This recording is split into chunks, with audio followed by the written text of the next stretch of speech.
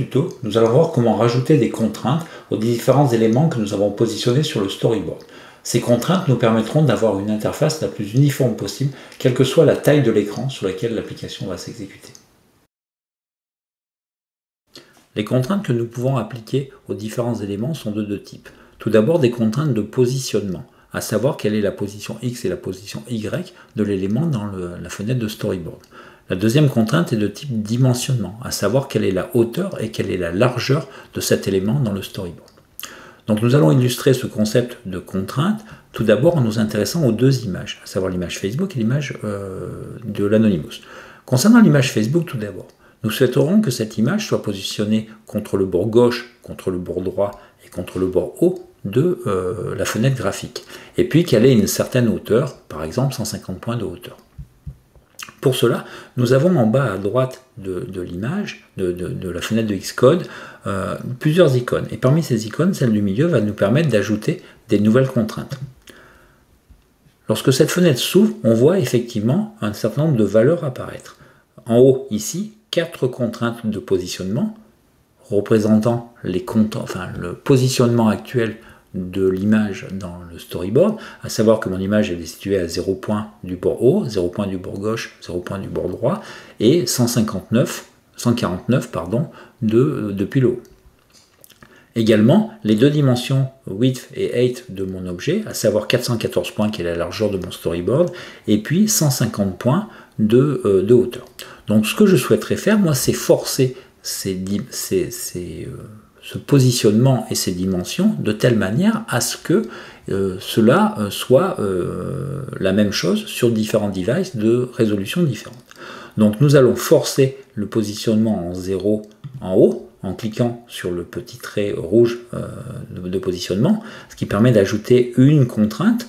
On va forcer le bord gauche et le bord droit, donc cela veut dire que quel que soit le device utilisé, mon image Facebook aura ces 3 contraintes géométriques, et on voit qu'effectivement ça permet d'ajouter 3 contraintes, et donc on va pouvoir par la suite rajouter une 4e contrainte, à savoir que par exemple je souhaite que mon image elle ait 150 points de hauteur, et donc pour qu'elle ait 150 points de hauteur, je vais lui forcer sa hauteur ainsi. Et donc là, j'ai le bouton qui apparaît avec les 4 contraintes que je vais rajouter, et effectivement, en cliquant sur ces 4 contraintes, je vais rajouter 4 contraintes. Nous les voyons apparaître ici sur la fenêtre du storyboard, avec des petits traits bleus ici. Donc premier trait bleu ici représentant les 150 points de hauteur, un autre trait bleu ici le long de la marge, le long du bord du storyboard, pareil à gauche et pareil en haut, nous indiquant que nous avons 4 contraintes. Pour retrouver ces contraintes, nous les trouvons ici dans le panneau Size, où on va retrouver effectivement 4 contraintes. 2 contraintes horizontales, 2 contraintes verticales. La plupart du temps, quand nous voulons imposer des contraintes, nous allons imposer les contraintes paire par paire, à savoir pour le positionnement et pour le dimensionnement, ce qui nécessite d'avoir 4 contraintes. Attention toutefois, si vous recliquez sur le bouton d'ajouter de nouvelles contraintes, vous avez une fenêtre vierge qui apparaît. C'est-à-dire que vous n'avez aucune contrainte déjà spécifiée qui est indiquée à l'intérieur de cette fenêtre. Donc vous pourrez, sans faire attention, rajouter des contraintes supplémentaires qui pourraient être contradictoires avec les précédentes. Donc attention de bien vérifier que vous avez toujours le nombre de contraintes nécessaires pour votre objet. Avant d'aller plus loin sur les autres éléments, nous allons regarder ce qui se passe sur mon storyboard si je l'affiche par exemple dans un autre device. Prenons par exemple un iPad. Et vous voyez bien qu'effectivement, du fait de l'utilisation de ces 3 contraintes, gauche, droite et haut, j'ai toujours mon image Facebook qui est effectivement affichée sur toute la largeur du device. Et bien évidemment, la contrainte supplémentaire de 150 points de hauteur est la même sur tous les devices. Donc on voit effectivement avec le fait d'avoir choisi Aspect Fill ici, vous avez un zoom fait sur l'image, et donc ce qui n'est pas très propre ici, puisqu'on voit un peu de flou dans l'image. Il aurait fallu rajouter une version avec une plus grande résolution de l'image. Néanmoins, cela fonctionne parfaitement. Si je reviens sur mon iPhone 11, et que cet iPhone, je le passe dans une autre orientation, prenons par exemple l'orientation horizontale, vous voyez qu'effectivement, votre image apparaît sur toute la largeur de votre device, en étant positionné ici dans la Safe Area, c'est-à-dire à l'intérieur de la zone dans laquelle vous pouvez afficher en toute sécurité des éléments. On doit pouvoir peut-être modifier les contraintes de telle manière à ce que cet élément apparaisse ici et ici. On regardera ça éventuellement plus tard. Je repasse en mode paysage et je vais regarder à nouveau ces contraintes. Si je reviens dans le panneau de droite Size et que j'ai envie de modifier une contrainte, par exemple, je souhaiterais modifier la hauteur. La hauteur ne m'intéresse plus à être égale à 150, donc je vais l'éditer. Donc si j'édite, vous voyez effectivement qu'elle apparaît ici sous cette valeur. Donc je veux par exemple mettre une hauteur de 180 parce que 150 ne me suffit pas.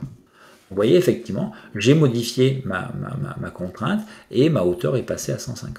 Je peux aussi, si je ne veux pas cliquer sur Edit, je peux aussi double-cliquer sur la contrainte et la contrainte elle apparaît ici dans une fenêtre à part. Okay. Donc si je reviens en mode orientation, au paysage, si je veux regarder pourquoi j'ai une contrainte ici, tout simplement puisque ici, les contraintes horizontales,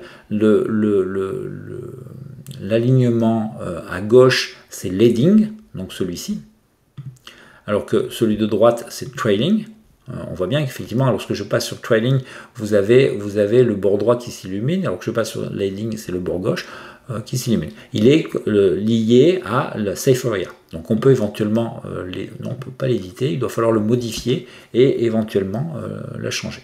Donc si je veux, par exemple, effectivement changer cette contrainte, je dois pouvoir le faire en supprimant la contrainte. Donc j'appuie sur la touche Backspace de mon clavier. Donc j'ai enlevé une contrainte, j'ai enlevé une deuxième contrainte, et vous voyez effectivement que je n'ai plus ces contraintes-là. Donc on va essayer de rajouter ces deux contraintes de telle manière à ce qu'elles soient liées au bord droit ou au bord gauche. Okay. Donc effectivement, vous avez la possibilité, lorsque vous cliquez sur la petite flèche située à droite, vous avez effectivement la possibilité de choisir par rapport à quoi vous êtes contraint. Nous, par défaut, on était contraint par rapport à la Safe Area, ici, qui est la partie interne de l'image. Si vous voulez aller jusqu'au bord gauche, vous pouvez choisir la view, qui va être effectivement la vue complète de l'iPhone. Donc c'est ce que je vais faire, et je vais rajouter ici 0. Donc là pour l'instant il a 44 points, donc je vais le mettre à 0, et je vais faire exactement la même chose ici.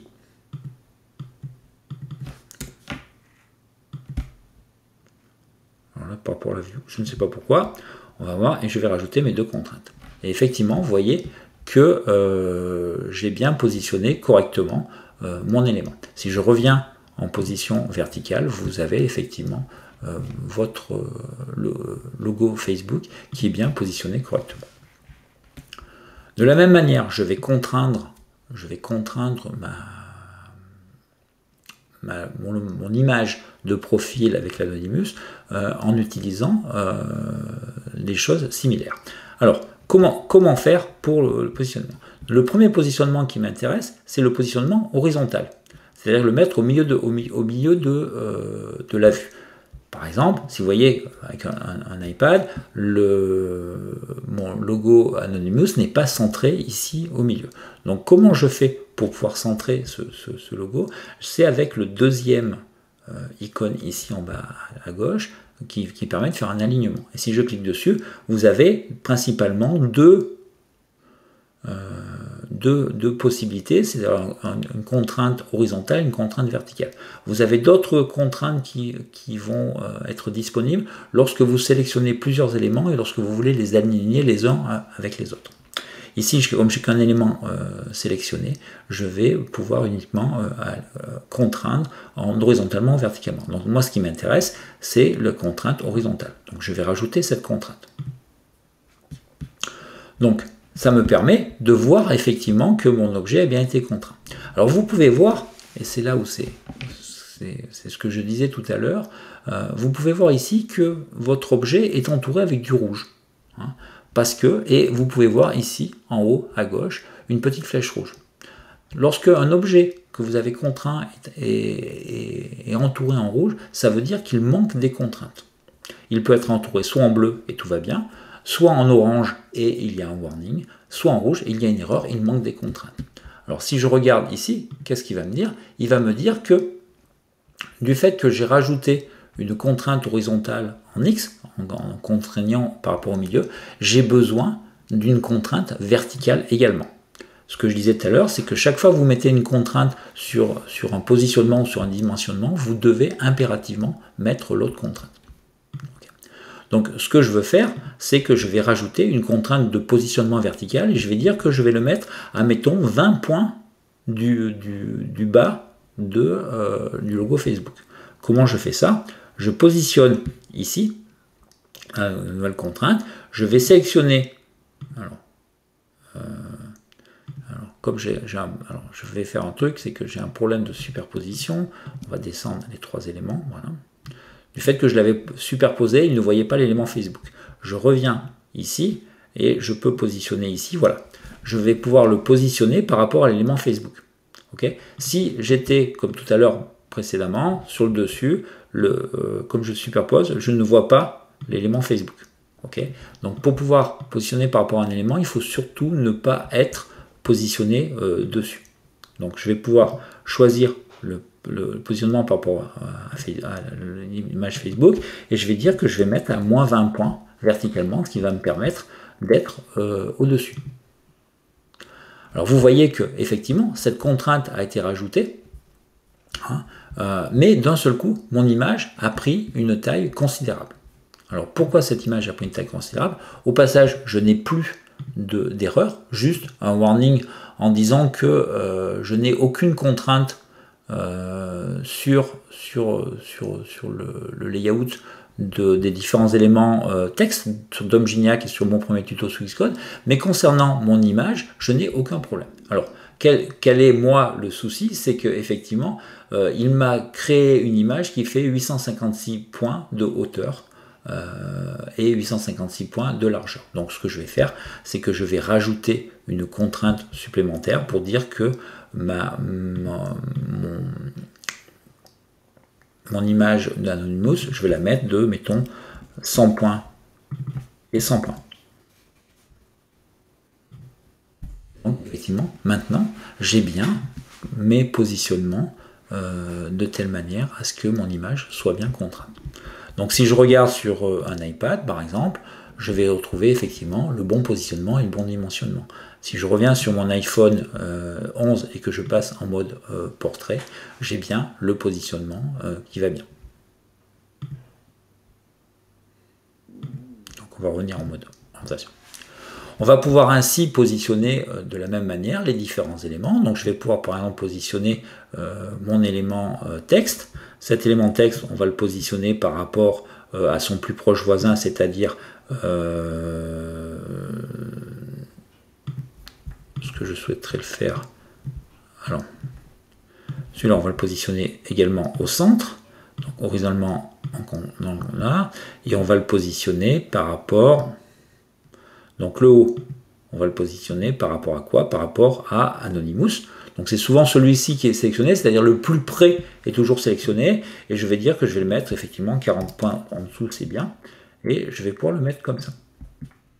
Donc là j'ai suffisamment de contraintes, et puis mon premier tuto sous Xcode, on va aussi le définir horizontalement dans le container, et on va le positionner de telle manière à ce qu'il soit par rapport au label au-dessus, et on va le laisser, on va le mettre plutôt à 25. Vous avez, dans la plupart du temps, pas besoin de mettre de contraintes sur la largeur du texte, puisque la largeur du texte va s'adapter automatiquement en fonction du texte qui va être affiché. Voici donc pour ce premier tuto sur les contraintes de positionnement. Nous reviendrons plus tard sur des contraintes spécifiques quand le besoin s'en fera sentir.